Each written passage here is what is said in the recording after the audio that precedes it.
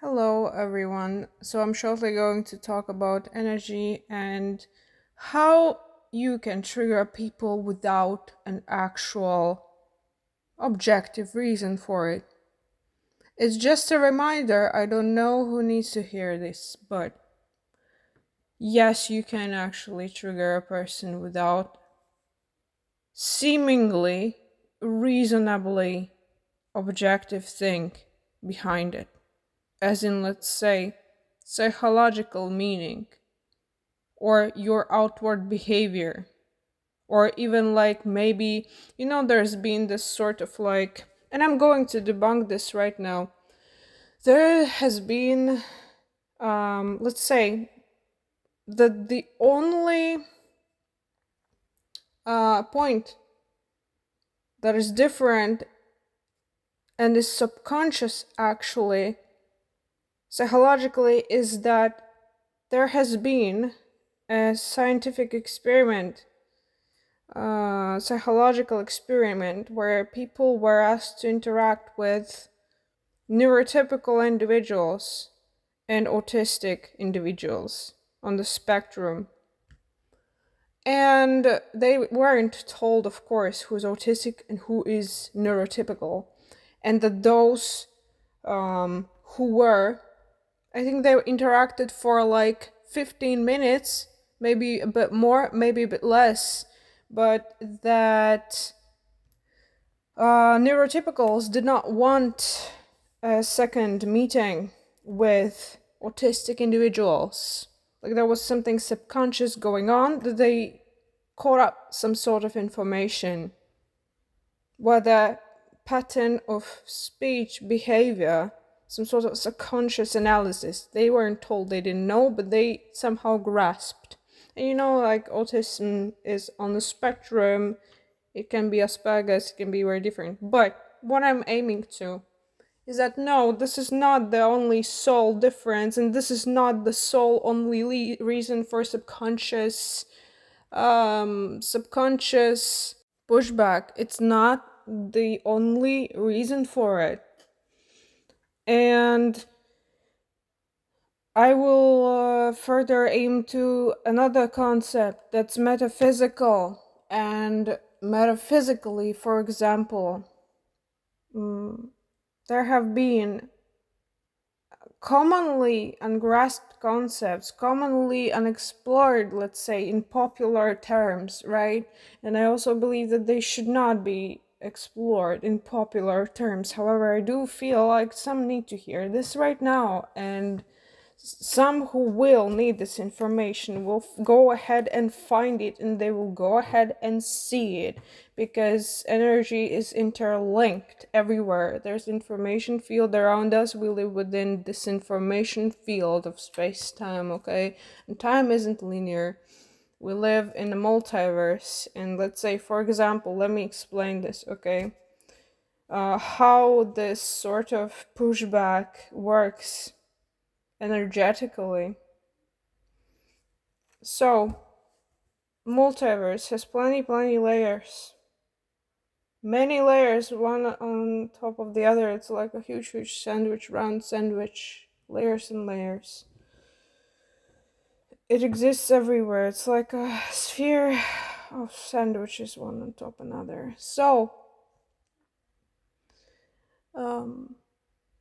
think of this now of, let's say, a tree's foliage, how it looks. Remember how it looks like. Now we breathe oxygen. Trees produce oxygen, and we breathe with our lungs. How do our lungs look? I don't remember the correct anatomical name in English because I have not learned anatomy in English, but I believe it might be a similar name. Bronchial system or bronx, maybe it's the same name in English. I don't know if it's pronounced the same too. Probably. I mean, it's from Latin, but anyways, how they look like, it's like super similar. The same similarity neurons and mycelium. Now, where I'm aiming with this is that interesting. I feel like some shouldn't hear this though. Someone who's watching, they should not hear this.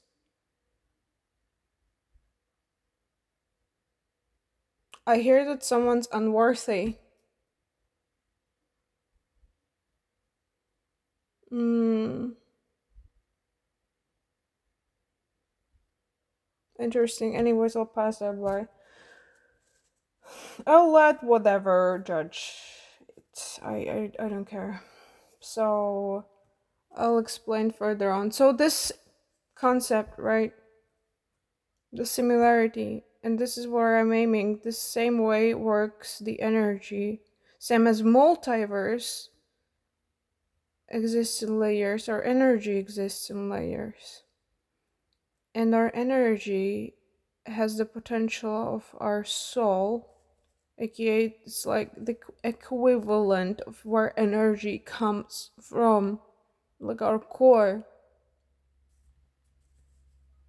And this energo potential can either push or pull people, and different energo potentials react differently to other energo potentials. And that equates to that autism is a neurodivergence, is by far not the core composition. The core composition is your energo potential.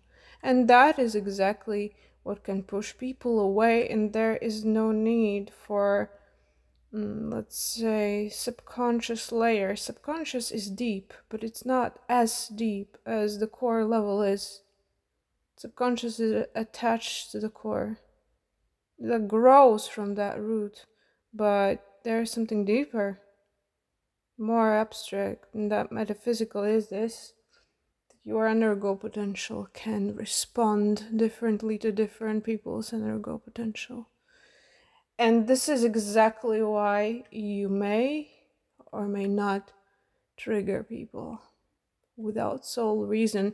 And you might be like, why am I triggering you? Why are they so triggered? Why are they acting this way towards me? Because they're triggered by your energo potential. Depending on who you are, on what you are, depending how it looks like, it's a whole scheme of its own. And that's the thing. And don't waste your energo potential on sole reason of how people act upon you, how people deceive you, how people abuse you, how people think of you, this and that, blah blah blah. You know what? Like, let them talk, let them yap, just do your own thing. The energo potential that you don't match with, you will just not match with at that moment. There isn't much what you can do about matching it at that exact moment. You can just suffer in that you don't align with their energo potential. And at the same time, if you feel like your core energy is higher than theirs, a question: why would you align with them?